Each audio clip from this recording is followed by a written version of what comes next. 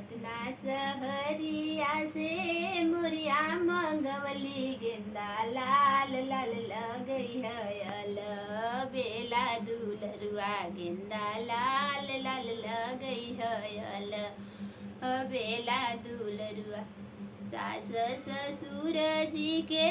साकरी गलिया दावन मोड़ मोड़ चली हयल बेला दुलरुआ दावन मोड़ मोड़ चली हयल बेला दुलरुआ साली छेकत तू बाबू दुवरिया गजल पढ़ पढ़ सुनई हयल बेला दुलरुआ गजल पढ़ पढ़ सुनई हयल बेला दुलरुआ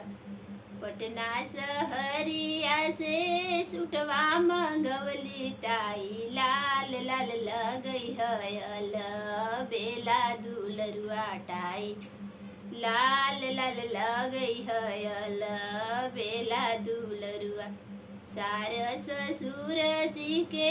साकरी गलिया दावन मोड़ मोड़ चली हयल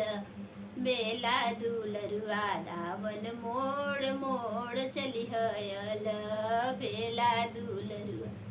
साली सरहज बाबू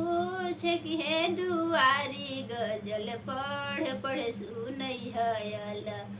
बेला दुलरुआ गजल पढ़ पढ़ सुनई हयल बेला दुलरु